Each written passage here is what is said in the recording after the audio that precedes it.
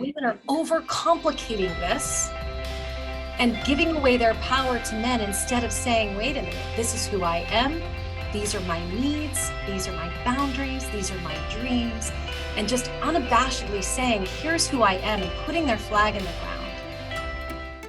Welcome to Women We Should Know with international speaker, mindset reset mentor, author, and your host, Leslie Michaels. With audacious honesty and candor, the Women We Should Know podcast presents the wisdom and life-empowering insights of women who are the embodiments of innovation and social evolution. Please join Leslie as she shares potent conversations that will inspire your personal and professional evolutions. Welcome back to Women We Should Know, the podcast where we consistently bring you the voices, the presence, the innovation of daring, courageous, audacious women who are coloring outside of the lines, who are challenging the status quo by refusing to get into boxes created by people other than themselves, and moving all of us forward by leading the way in new, more powerful directions. And we have just such an amazing woman for you today. April Beyer is a dating and relationship expert and the founder and CEO of Level Connections. Level is the first hybrid technology-driven introduction service that combines machine learning with expert human support. April's proprietary questionnaire is educational, interactive, and the first step to uniting couples through 10 categories of compatibility. It's been referred to as the Myers-Briggs for the heart. Level was built on a foundation of core values and mimics April's unique interview, matching, and feedback process. A pioneer in the matchmaking industry, April Beyer has been one of the most sought-after experts for more than 20 years. With an 89% success rate, April's been responsible for countless relationships and happy marriages. She is a regular guest expert in media. She appears regularly as an expert on the popular podcast, Unqualified with Anna Faris. Dr. Phil calls her the best of the best, and she's been featured on 2020, ABC News, Good Morning America, MSNBC, the Hallmark Channel, and in countless print and digital publications. She was also the host for VH1's Making Mr. Right. You're going to want to stick around for this one, ladies, because April is not just a matchmaker. She starts with you, helping you match up with yourself. So, without further ado, let's join April Beyer. Hi, April. I am so honored and thrilled to have you with us today. Oh, Leslie, thank you. I'm so excited to be here. Wonderful. So let's have some fun. Let's. Yes. I'm here and I'm ready. Absolutely. You are in a fascinating industry. I have to tell you the truth. I didn't even know this industry existed. Shocking. It was off my radar. You know, it's next to being a prostitute. It's one of the oldest professions in the world. Well, there are the yentas, but I didn't realize it was a full industry. So yeah. How did you land here? Land is such a good word. I always say I was the reluctant entrepreneur, and I definitely didn't plan on my life being a matchmaker or a business owner. Years ago, I met a woman who was running her mother's matchmaking service, and we were in a class together and we struck up a conversation and we became, social friends. And she asked me to start helping her at her office. And one day a week turned into 3, turned into 5, turned into 6 and 7. And I helped her kind of launch her LA office of her matchmaking business. And to be totally honest, it was a means to an end. It was just a job. And then 6 years in, I had to have a little come to Jesus with myself when I went, oh, wait a minute. I love this. I'm good at it. And part of the reason I was good at it was because I've always been insatiably curious. I got kicked out of classes in high school for asking one too many questions. And when you're a matchmaker, your success is built on asking the deeper questions, asking the questions of people that they don't even know how to access within themselves. And so I helped her run that agency for about 6 years. And I was responsible for all of the relationships and the marriages and the client retention and you name it, soup to nuts. And then I started my own company in 2003. And I kept evolving my business since then. And I really never looked back. But I only started my company because I could no longer work at the previous. The values and how I wanted to be in my day-to-day, right? It's so important for us, isn't it, that we are happy in our 9 to 5, Absolutely, 9 to 8, whatever that is. And I made a choice to jump and leap when I had zero, revenue to start a company. I didn't have any backers. I didn't have any investors. And a lot of my friends and family members said, what are you doing? You are leaving one thing to go to the unknown. Without a plan. And I was offended when anybody told me not to do it. I just said, I have faith. My intuition is telling me I need to start my own. And I was scared. I was petrified. Of course. But there was zero looking back. I just knew that I was never going to be able to work for someone else ever again. And so, that's been more than 20 years in the industry of matchmaking and dating and relationship coaching and advising people and bringing people together and also helping people extricate themselves from relationships that are no longer serving them. That's a huge part of my business. Really? Dealing with people that are coming out of divorce. And what we're trying to do is reestablish who they are as a single person again, or somebody that's coming out of the death of a partner and they don't know who they are 25, 30 years later. So it's been a fascinating journey for me and one that I'm so grateful for. There's so much to unpack there. Much. I want to start with the fact that you took this big leap. One of the things I love about women and I love about speaking with women is that we truly are audacious. We will say, I know that's the rule, and you can play by it. I'm going over here and doing this. And the fact that you were able to leap with no backing, none of what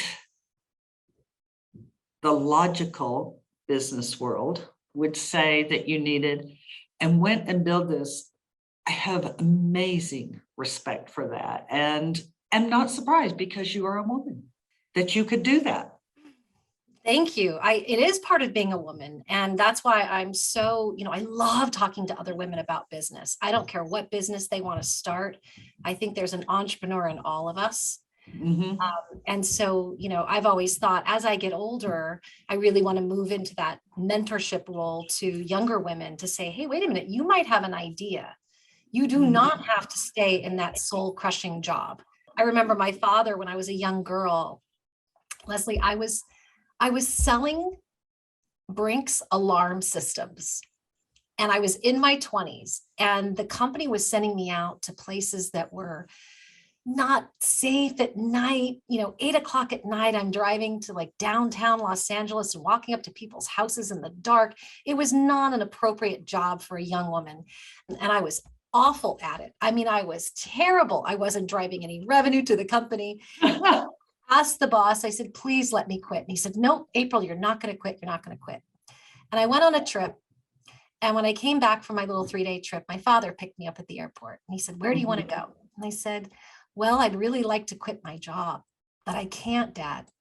He said, "Well, what's wrong with your job?" I said, "It's crushing my soul. I can't do it. I'm not great at it. I'm so unhappy." And my father said, "Well, why don't we drive over there and why don't we quit? I'll stay in the car and you walk in there and tell him where to take his job." And I said, "I can't. I don't have any money in the bank." And he said, "You will find another job." And that's what my parents told me, which is you will always find you can always find another friend. You can always find another job. You can always find another partner. You do not have to stay stuck in something because fear is driving you to stay.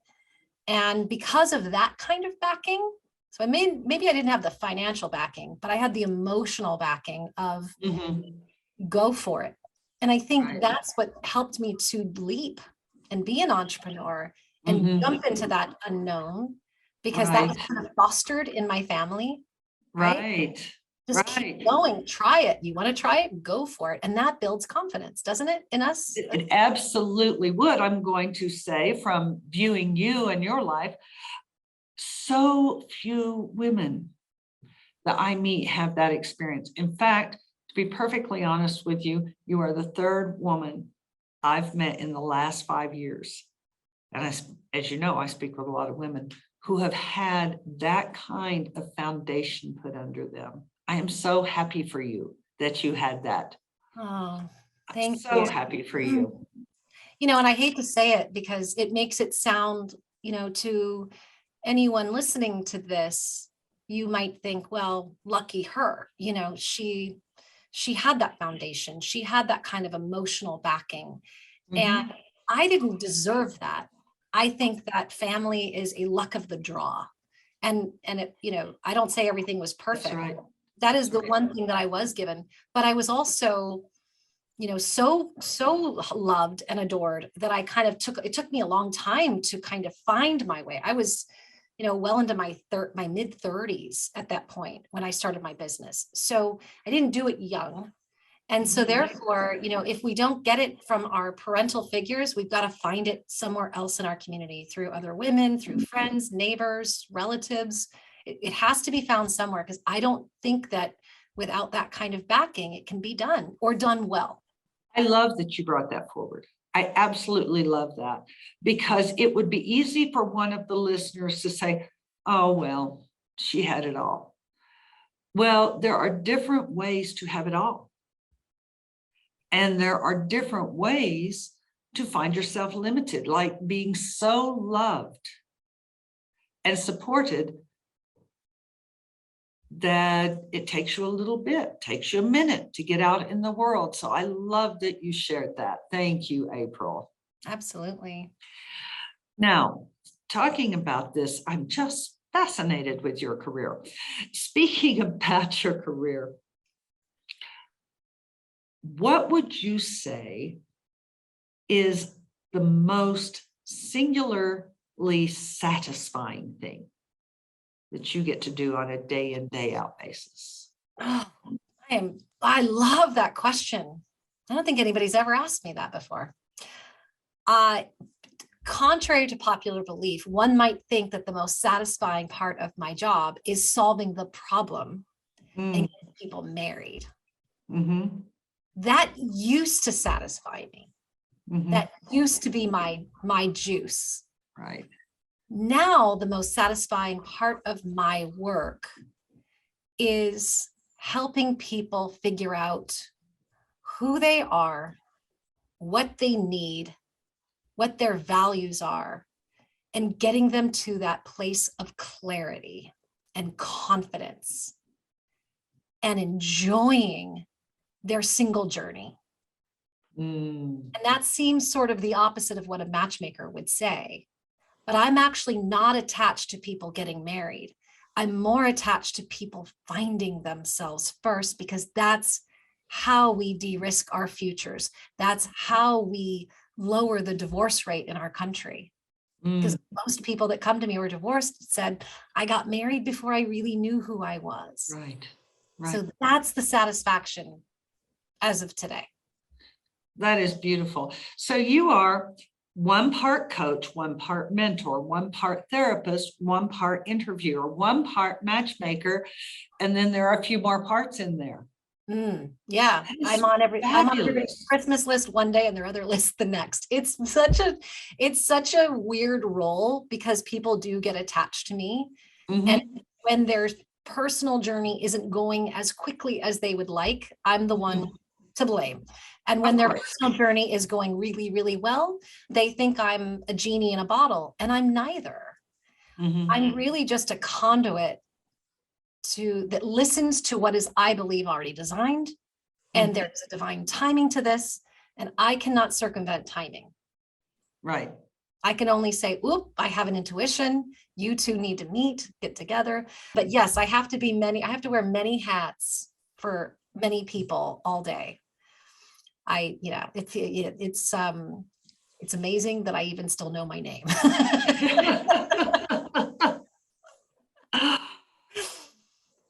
Moving through this and being dedicated to something more than just making a match. Being dedicated to healthy relationships and helping to support and foster people to develop truly healthy, nurturing relationships. Mm. You have to speak with people continuously in a very deep, very personal, very intimate way.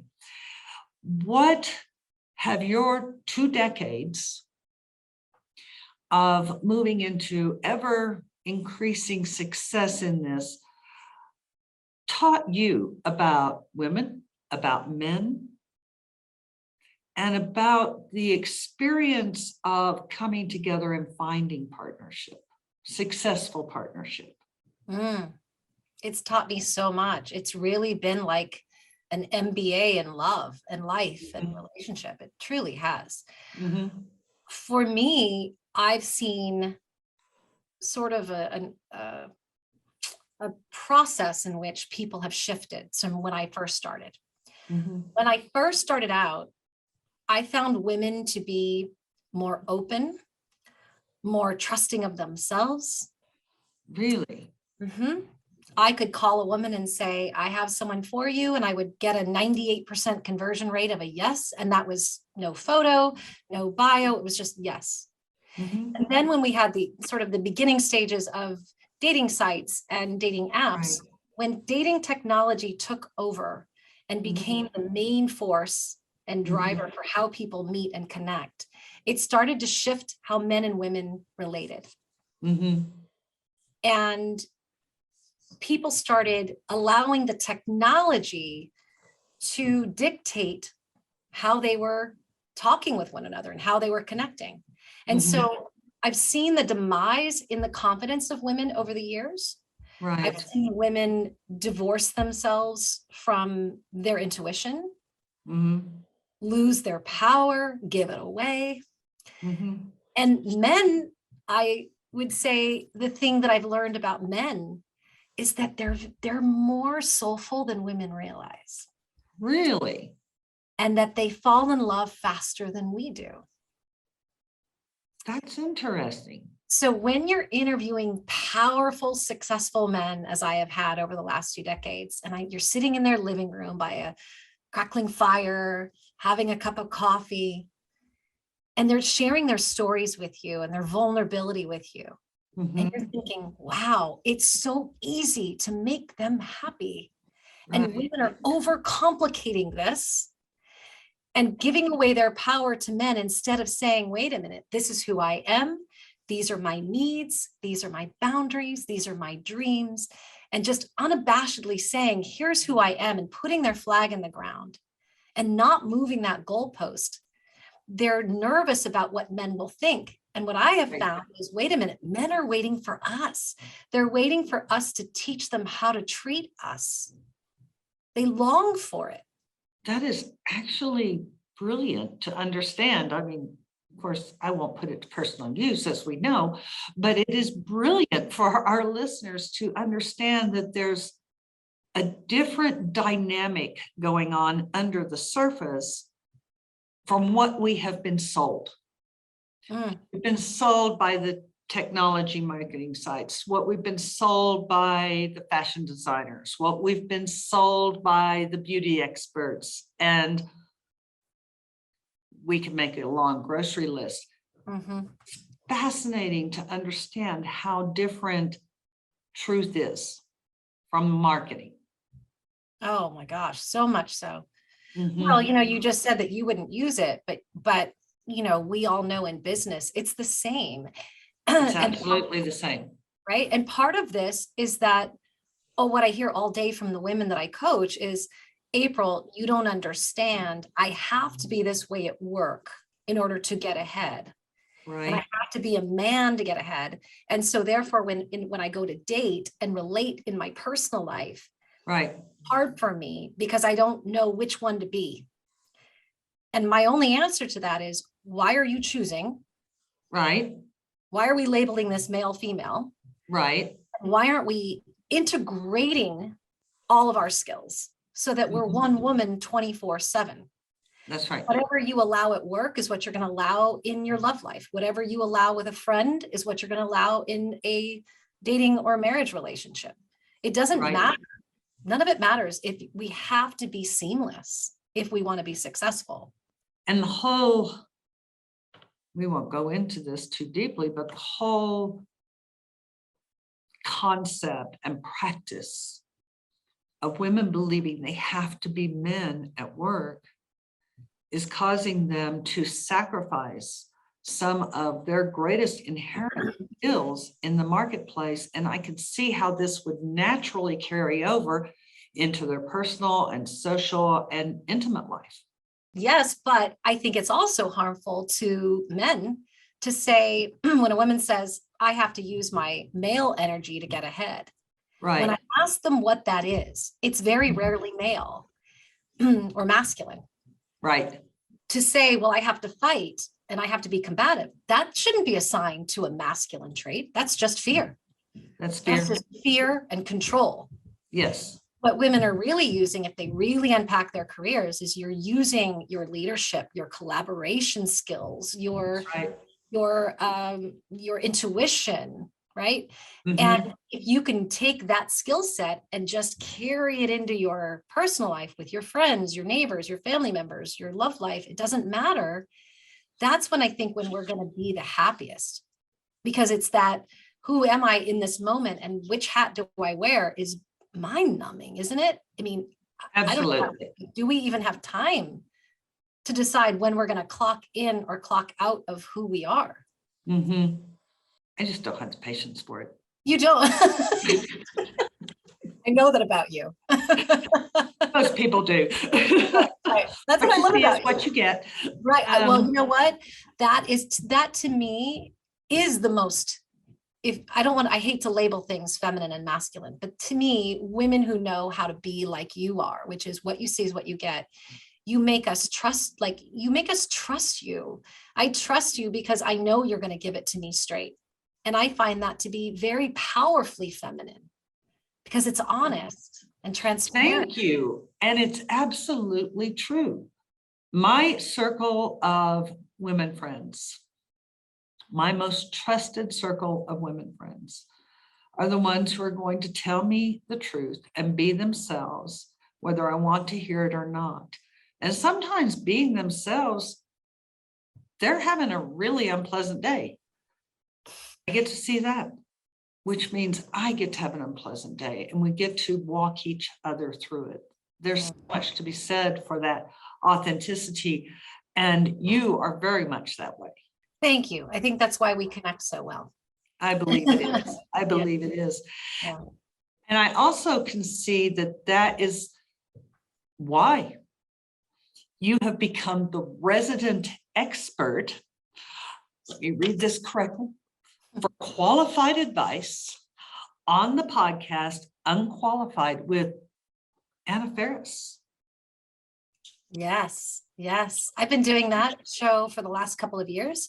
And it's one of the highlights of my week when I get to record with her. It feels so comfortable and so easy to be there. She makes it easy, but also we're dealing with everything from wedding jitters to how do I tell this new person in my life that I have an eating disorder, to I can't stand my sister's husband. How do I make sure that I have a relationship with her? Right. To I'm an Olympic hopeful, but I don't want to leave my family because I'm afraid something will happen to them when I go train. To That's interesting. I have no confidence and I don't know how to tell this person who's abusing me to leave my life. So we're thrown a lot of different, they're not softball questions, they're pretty No. deep. And we try to help everybody to unpack whatever it is that is going on, and give them some guidance, not necessarily what a therapist would do, because if it gets too deep, we need to refer. Of course. But most of the time, I'm telling people how to communicate whatever it is that is boiling up inside of them, whatever is keeping them up at night, and getting them to a place where they're able to articulate it and express it out loud. That's most of what we do. Absolutely. I find, I want your opinion, or I posit that all relationship issues can be healed, even if being healed means you're going in different directions, by having the courage to communicate honestly and without a combatant posture. You're the expert. What do you think of that? I love it. I'm so glad you said it. You nailed it, Leslie, which is if we lose the attachment to the outcome, who would we be? Where would we be in our lives? Right. It doesn't mean that we don't want the best outcome if we lose the attachment. Right. And what you just said rings so true for me, because like in any negotiation, you have to be willing to walk. And that's hard for a lot of people. It because is hard. You know this through helping women. You give a woman the wisdom and the material and the skills and the advice. And what do we get back? But if we do that, or if I do that, then she will leave. They will leave the negotiation table. These things will happen. Right.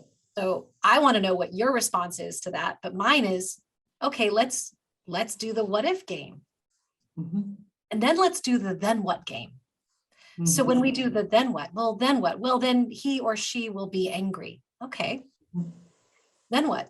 He or she might walk out the door and not talk to me for a week. Okay. Then what? Then what? Then we break up. Okay. Then what? What are you left with? And what happens is we find out there's no monster in the closet. No one's going to die.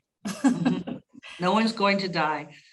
And actually, if you find yourself without an unhealthy relationship, there's an opportunity to live. Oh, amen. Amen. There's nothing worse than being in a negative relationship that is hurting you and keeping you. You know, we as women cannot be creative if we're not in a happy environment. It literally stops the creative flow. I'm sure you agree.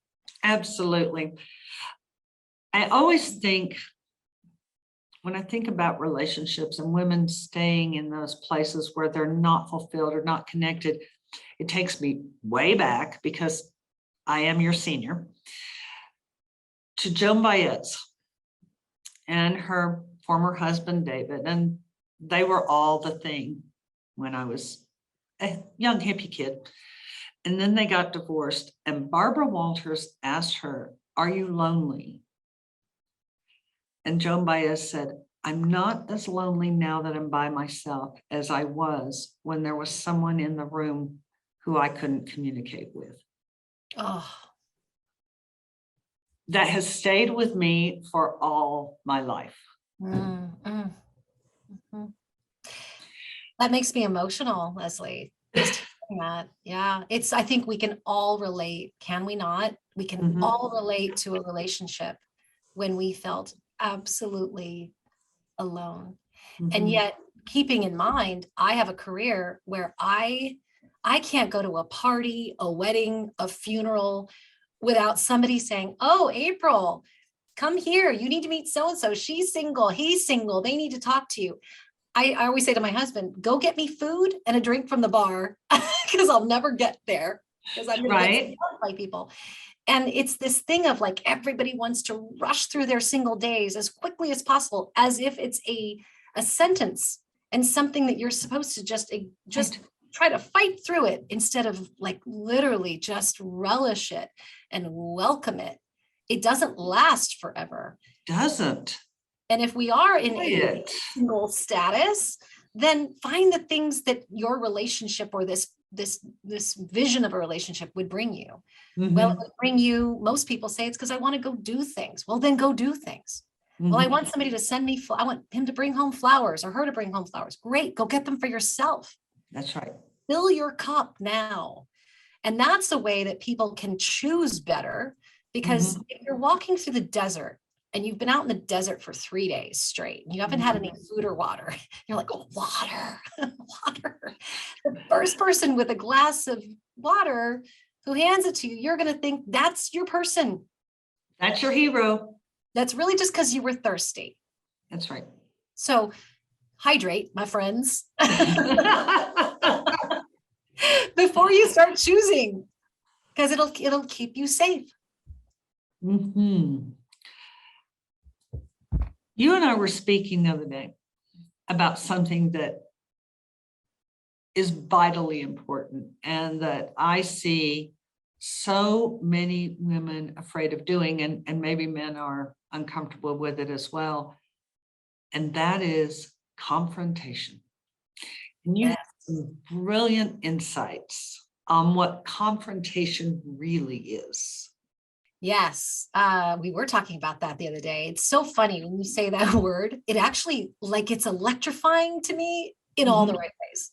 Right.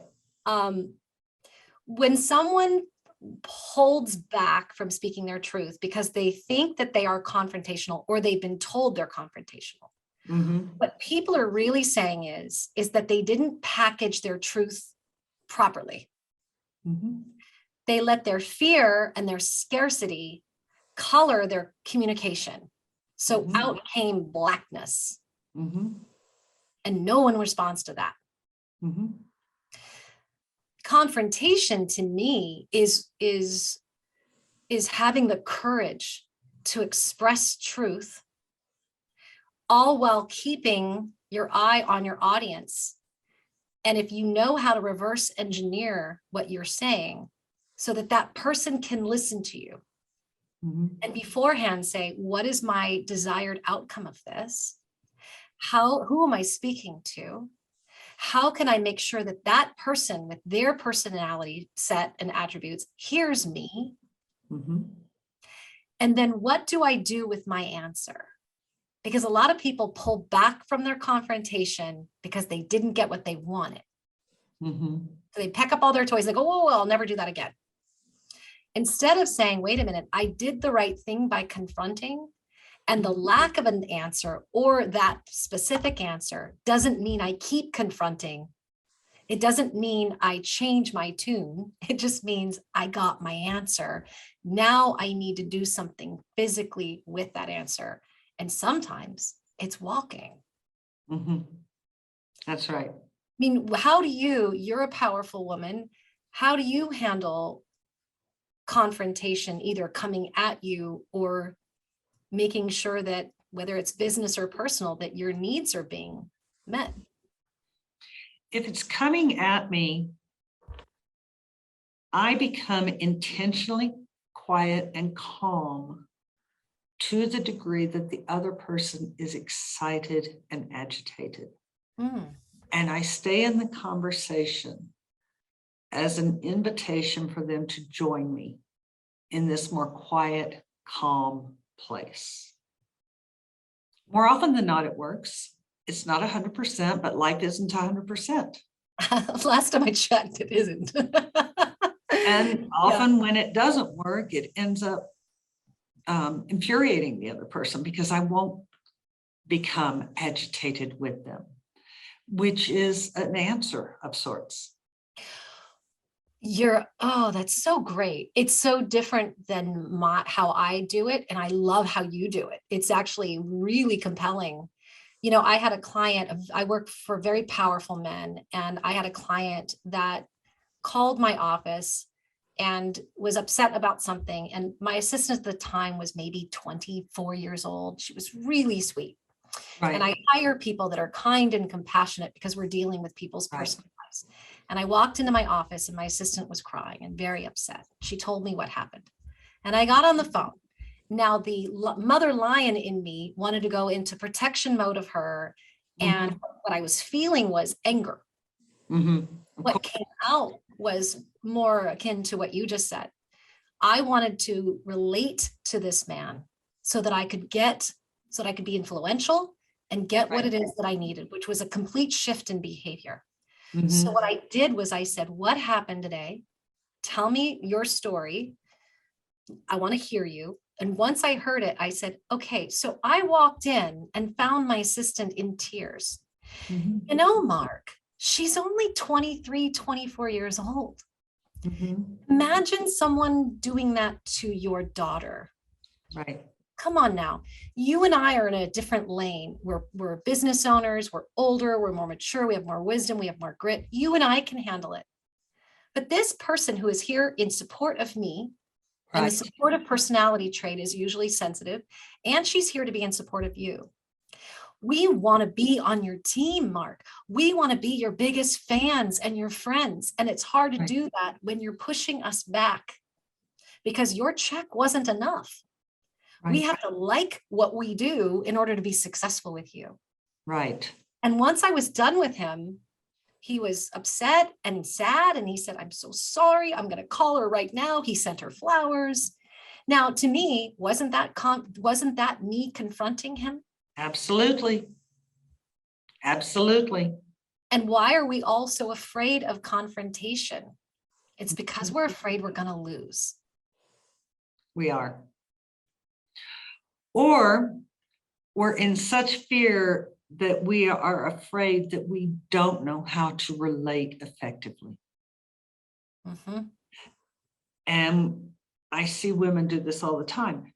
When the fear subsides, they let go and don't come back and confront what is going to come up again and again and again until they clarify that boundary.